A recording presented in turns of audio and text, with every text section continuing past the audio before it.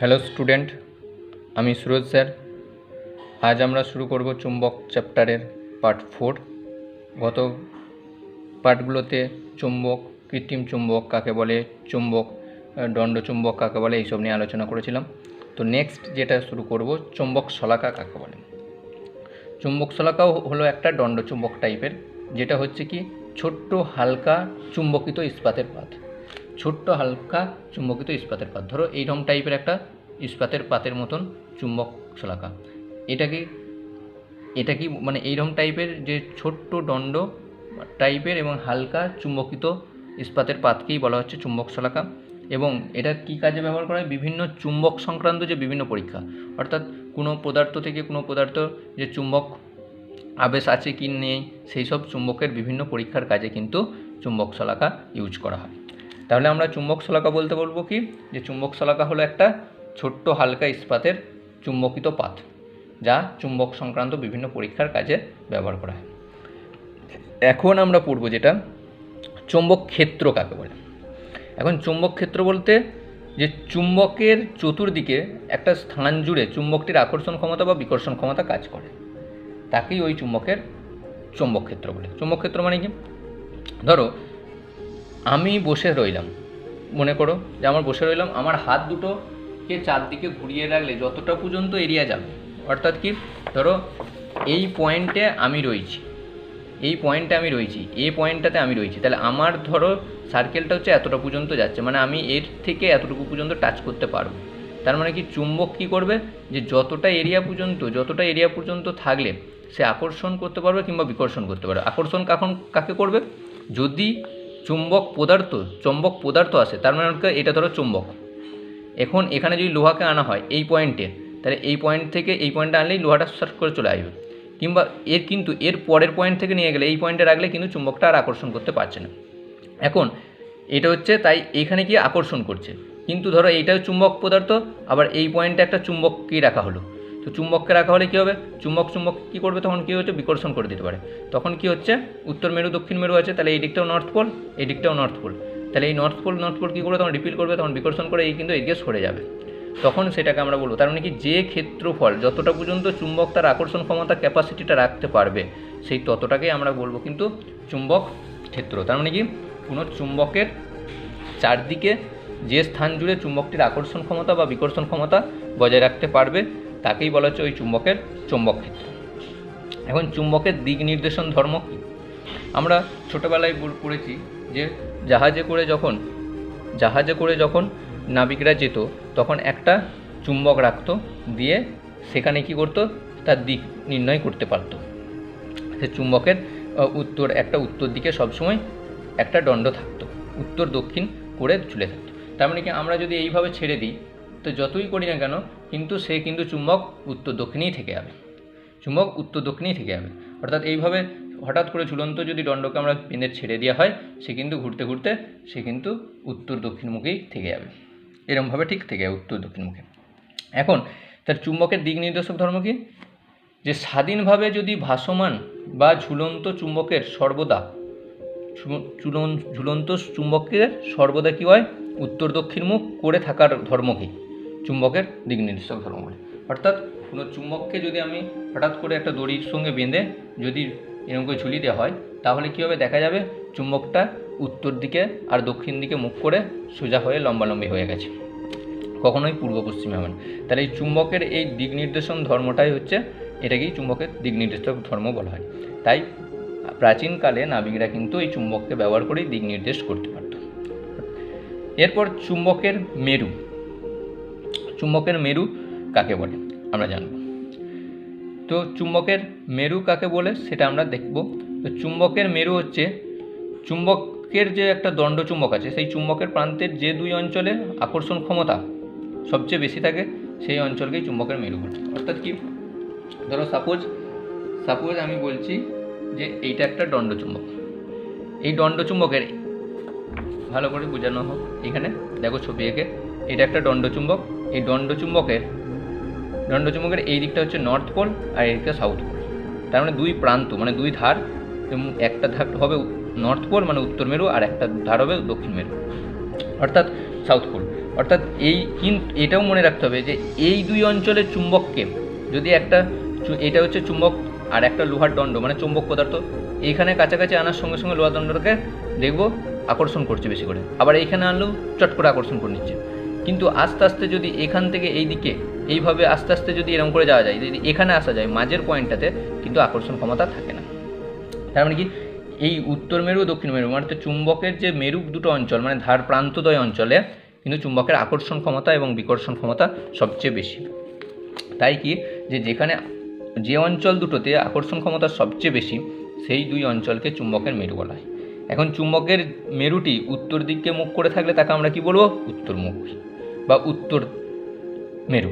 আর দক্ষিণ দিকে যদি মুখ করে থাকে তাকে আমরা বলবো দক্ষিণ মেরু। আমি ছবিতে সব দিয়ে দিয়েছি, তোমরা সব করে নেবে এগুলো।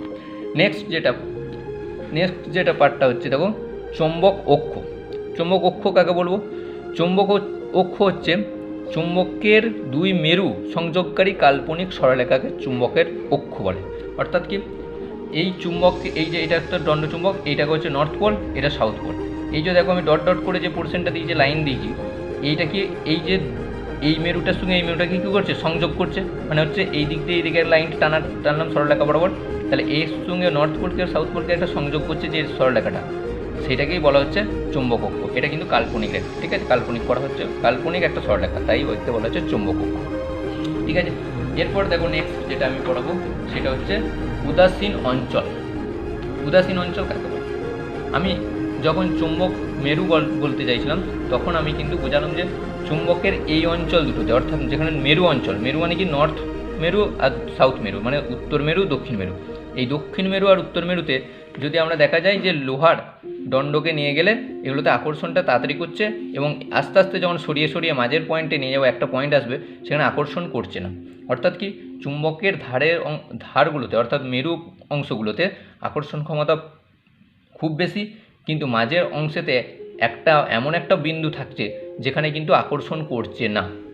অর্থাৎ চুম্বকের ঠিক মাঝখানে যে অংশটাতে আকর্ষণ ক্ষমতা প্রায় থাকে না বললেই চলে, সেই অংশটাকে আমরা কিন্তু উদাসীন অঞ্চল বলবো। তার মানে কি একটা লোহার দণ্ডকে এইভাবে আনতে আনতে দেখবো এই পয়েন্টে, ঠিক মিডিল পয়েন্টে দেখবো আর চুম্বকটা লোহাটাকে আকর্ষণ করছে না, ঠিক সেই পয়েন্টটাকে আমরা বলবো কি?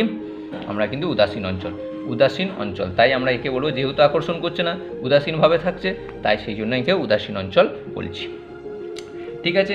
নেক্সট যেটা আছে চৌম্বক দৈর্ঘ্য কাকে বলে? চৌম্বক দৈর্ঘ্য কাকে বলে বলতে যে চুম্বকের দুই মেরু, এটা হচ্ছে একটা চৌম্বক দণ্ড, এটা হচ্ছে সাউথ পোল, এটা হচ্ছে নর্থ পোল, ঠিক আছে? অর্থাৎ দক্ষিণ মেরু উত্তর মেরু।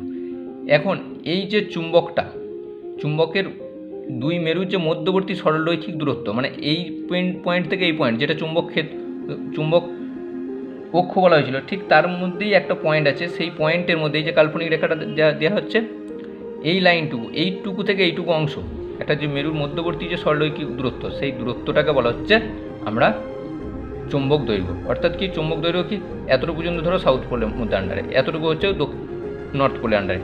তাহলে এই যে অংশটুকু, এই দুটো অংশ যে আছে, এই অংশটুকু বলা হচ্ছে এই যে সরলরেখা, এই সরলরেখাটাকে বলা হচ্ছে চৌম্বক দৈর্ঘ্য।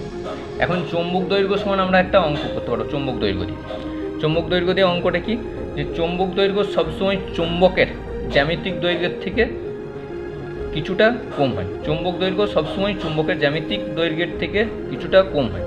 আর চৌম্বক দৈর্ঘ্য দিয়ে যে ফর্মুলাটা বা সূত্রটা আছে সেটা আমি বলি যে চৌম্বক দৈর্ঘ্য হচ্ছে সমান হচ্ছে চুম্বকের জ্যামিতিক দৈর্ঘ্য ইন্টু হচ্ছে 0.86। চৌম্বক দৈর্ঘ্য সমান হচ্ছে চুম্বকের জ্যামিতিক দৈর্ঘ্য ইন্টু হচ্ছে 0.86, ঠিক আছে?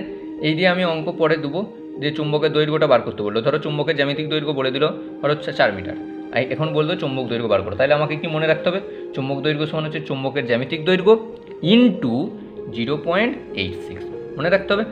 এটা মনে রাখলেই আমি কিন্তু চুম্বক অক্ষটা বা চুম্বক দৈর্ঘ্যটা বার করতে পারবো, জ্যামিতিক দৈর্ঘ্যর ভ্যালুটা যদি বলে দেয়। নেক্সট যে পোর্শনটা চুম্বকের আকর্ষণী ধর্ম। চুম্বকের আকর্ষণী ধর্ম মানে কি যে চুম্বক পদার্থকে আকর্ষণ করবে, তাকেই তো চুম্বক বলব। অর্থাৎ যে কোনো পদার্থকে আমরা চুম্বক বলতে পারবো না, কারণ যে ধাতব পদার্থ অর্থাৎ লোহা কি কোবাল্ট এগুলোকে আকর্ষণ করতে পারবে, সেগুলোকে যে আকর্ষণ করছে তাকে চুম্বক বলা। তাহলে ঠিক আছে, তাহলে চুম্বক যদি চৌম্বক পদার্থ বা অন্য কোনো চুম্বককেও আকর্ষণ করতে পারে, অর্থাৎ কি নর্থ পোল সাউথ পোলকে আকর্ষণ করে, আর হচ্ছে সাউথ পোল নর্থ পোলকে আকর্ষণ করে, তাহলে চুম্বককেও আকর্ষণ করতে পারে। এখন তাহলে চুম্বক যদি চৌম্বক পদার্থ অর্থাৎ লোহা এই ধরনের যে পদার্থগুলো, তাহলে লোহা কিংবা নিকেল এই ধরনের যে চৌম্বক পদার্থকে আকর্ষণ করবে কিংবা অন্য কোনো চুম্বককে আকর্ষণ করবে। এই যে আকর্ষণ করাটা অর্থাৎ কাছে টেনে নেওয়া, আকর্ষণ করে টেনে নেওয়া, এই যে চুম্বকের যে এই আকর্ষণ করার যে ক্ষমতা, সেই ক্ষমতাটাকে বলা হচ্ছে চুম্বকের আকর্ষণী ধর্ম। অর্থাৎ এখন মনে রাখতে হবে চুম্বক বিপরীত মেরুকে আকর্ষণ করে, অর্থাৎ কি বললাম, নর্থ মেরু সাউথ মেরুকে আকর্ষণ করবে, মানে হচ্ছে উত্তর মেরু দক্ষিণ মেরুর সঙ্গে আকর্ষিত হবে, কিন্তু কখনোই উত্তর মেরুকে আকর্ষণ করে না, উত্তর মেরুকে রিপিল করে অর্থাৎ বিকর্ষণ করে। ঠিক আছে, মনে রাখতে হবে। 2 নম্বর হচ্ছে এরপরে যে নেক্সট কোশ্চেনটা হচ্ছে চৌম্বক আবেশ। চৌম্বক আবেশ বলতে কী বোঝায়? কোনো চৌম্বক পদার্থকে একটি শক্তিশালী চুম্বকের কাছে আনলে তার সঙ্গে যদি স্পর্শ করানো হয় তাহলে চুম্বক পদার্থটি সাময়িকভাবে চুম্বকে পরিণত হবে। অর্থাৎ কি, ধরো এটা একটা চুম্বক পদার্থ, ঠিক আছে, এখন এটা হচ্ছে চুম্বক আর এটা হচ্ছে চুম্বক পদার্থ, মানে এইটা হচ্ছে চুম্বক, এটা হচ্ছে লোহার একটা দণ্ড, এটা লোহার দণ্ড। এখন এর সঙ্গে আমি কি ঘষলাম বা এর কাছাকাছি করে মেশালাম, দিয়ে সাময়িকভাবে ঘষার ফলে দেখলাম যে কিছুক্ষণ পর এইটা তো চুম্বক ছিল, এও হচ্ছে চুম্বকের মতন হয়ে গেল। আবার এই একটা ছোট্ট লোহার দণ্ডকে নিয়ে এলাম, যে ছোট লোহার দণ্ডটাকে দেখছি এর কাছে নিয়ে আসছি, এ আকর্ষণ করে যাচ্ছে, এর কাছে আনার সঙ্গে সঙ্গে আকর্ষণ করছে। তার মানে কি, যে এইটা চুম্বক ছিল, এটা চৌম্বক পদার্থ ছিল, এখন এর সঙ্গে ঘর্ষণ করার ফলে আমি কি করলাম, এও চুম্বকত্ব লাভ করলো, অর্থাৎ চুম্বকে পরিণত হলো। এখন এও লোহাকে আকর্ষণ করতে পারছে। এই যে ঘটনাটা, এই ঘটনাটাকেই বলা হচ্ছে চুম্বক আবেশ। তার মানে কি, কোনো চৌম্বক পদার্থকে যদি একটি শক্তিশালী চুম্বকের কাছে আনা হয় এবং তার সঙ্গে স্পর্শ করানো হয় তাহলে চৌম্বক পদার্থটি কি চুম্বকে পরিণত হতে হয়। এবং এই যে ঘটনা, এই ঘটনাটাকেই চৌম্বক আবেশ বলে। এখন চৌম্বক আবেশের ফলে কি হয়, আবিষ্কারী মেরু নিকটতম প্রান্তে বিপরীত মেরু এবং দূরতম প্রান্তে সমমেরু সৃষ্টি হয়। তার মানে কি, আবিষ্কারী মেরুটার যে নিকটতম প্রান্তে, অর্থাৎ যে মেরুটার সঙ্গে যে মেরুটা ঘোষণা হচ্ছে সেটা হচ্ছে বিপরীত মেরু হবে, আর দূরতম প্রান্তে সমমেরু তৈরি হবে। ঠিক আছে, এখন এটা হচ্ছে নোট, মনে রাখতে হবে যে চৌম্বক আবেশের ফলে আবেশকারী মেরুর নিকটতম প্রান্তে বিপরীত মেরু, অর্থাৎ এইটা চৌম্বক পদার্থ চুম্বক ছিল আর একে চুম্বকে পরিণত করা হচ্ছে ঘষে ঘষে, এই অংশটা যদি উত্তর থাকে এটা হবে দক্ষিণ, আর বিপরীতটা হচ্ছে এটা সমমেরু হবে। ঠিক আছে, মনে রাখতে হবে। নেক্সট যে কোশ্চেনটা, চৌম্বক আবেশ কি স্থায়ী হয়?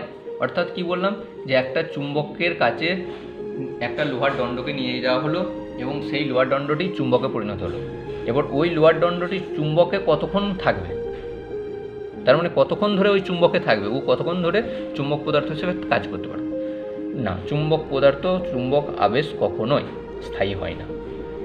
চুম্বক সরিয়ে নিলেই চুম্বক পদার্থটি চুম্বকত্ব নষ্ট হয়ে যায়, অর্থাৎ চুম্বক আবেশ স্থায়ী ঘটনা নয়। যখনই চুম্বক পদার্থটাকে সরিয়ে নিয়ে চলে যাব তখনই কিন্তু ওই লোহার যে দণ্ডটি আছে সে কিন্তু আর চুম্বকে চুম্বক তার আকর্ষণ ক্ষমতা বা ক্ষমতা হারিয়ে ফেলে, তাই সেটা লোহার দণ্ডটি আবার লোহার দণ্ডতেই চলে আসে, তাহলে চুম্বক পদার্থ হয়ে থাকে না, অর্থাৎ চুম্বক পদার্থ হয়ে থাকে, চুম্বকে পরিণত হতে পারে। তাহলে চুম্বককে সরিয়ে নিলেই চুম্বক পদার্থের চুম্বকত্ব হারিয়ে যায়, অর্থাৎ আকর্ষণ ক্ষমতা হারিয়ে যায়, তাই চুম্বক আবেশ এই ঘটনা নয়। এখন বলতে হবে একটা কোশ্চেন, শর্ট কোশ্চেন, খুব ইম্পর্টেন্ট কোশ্চেন এটা, যে আকর্ষণ ও আবেশের মধ্যে কোনটি পূর্বে ঘটে? আকর্ষণ ও আবেশের মধ্যে কোনটি ঘটনা পূর্বে ঘটে? এখন স্বাভাবিকভাবে আমি কোশ্চেন করলাম, প্রথমে আমি কি বুঝালাম, যে একটা চুম্বকের কাছে একটা লোহার দণ্ডকে নিয়ে যাওয়া হলো, সেটাকে ঘষার ফলে সে চুম্বকে পরিণত হলো। এখন চুম্বকে পরিণত হওয়ার পর সেই লোহার দণ্ডটি আর একটা লোহার দণ্ডকে আকর্ষণ করতে পারছে। তার মানে কি, প্রথমে কি হলো, চুম্বকে পরিণত হওয়া, আর চুম্বকের সংস্পর্শে এসে চুম্বক পদার্থ চুম্বকে পরিণত হলো, তার মানে কি আবেশ ক্রিয়েট করলো। তাহলে প্রথমে কি হবে, আবেশ হবে, তারপরে সেই পদার্থটি আকর্ষণ করতে হবে, তাহলে আকর্ষণ পরে হবে। তার মানে কি, তাহলে আকর্ষণ ও আবেশের মধ্যে আগে ঘটবে কিন্তু আবেশ। ঠিক আছে, এরপর নেক্সট যেটা হচ্ছে যে এক মেরু বিশিষ্ট চুম্বক পাওয়া কি সম্ভব? না, কখনোই এক মেরু বিশিষ্ট চুম্বক পাওয়া যাবে না। অর্থাৎ নর্থ মেরু বিশিষ্ট, নর্থ মেরু শুধু হবে আর দক্ষিণ মেরু হবে না, এরকম না। চুম্বক যেটাই হোক সব সময় কিন্তু চুম্বকের দুটো মেরু থাকবে, উত্তর মেরু দক্ষিণ মেরু। আবার একটা জিনিস, যে এইটা ধরো চুম্বক পদার্থ, এখন এইখান থেকে এই পদার্থটাকে ভেঙে দিলাম, ভেঙে দিয়ে আমি এটা ছোট করলাম, এই দিকটা নর্থ ছিল, এটা দক্ষিণ মেরু। মানে চুম্বককে যতই ছোট ছোট অংশে ভাঙা যাক না কেন, সে কিন্তু আবার নর্থ মেরু উত্তর মেরু অটোমেটিক্যালি ক্রিয়েট করে দেয়। ঠিক আছে, তাই এক মেরু বিশিষ্ট চুম্বক পাওয়া সম্ভব নয়, কারণ একটি বড় চুম্বককে একাধিক টুকরোতে ভাঙলে প্রতিটি টুকরোই কিন্তু দুই মেরু বিশিষ্ট হয়ে যায়। অর্থাৎ আমি ঘটনাটা আবার বোঝাই, দেখো যে এইটা ধরো বড় চুম্বক ছিল, এখন বড় চুম্বকটাকে এখানে ভেঙে দেওয়া হলো, ভেঙে দেওয়া হওয়ার ফলে কী হচ্ছে, এই দিকটা ছিল নর্থ মেরু, এই দিকটা সাউথ মেরু, তাহলে আমরা বলতে পারি তো সাউথ মেরুটা নেই না, তখন আবার কী হবে, এই অংশটা সাউথে তৈরি হয়ে যাবে, অর্থাৎ এই যে চুম্বকটা হলো এটা নর্থ আর সাউথ হয়ে গেল। আবার ধরো সাপোজ আমি এই অংশটা কাটলাম, তাহলে এইদিকে বলতে পারবো আমরা তো নর্থ মেরুটা নেই না, তখন এই অংশটা আবার নর্থ তৈরি হবে, তখন হয়ে যাবে নর্থ সাউথ।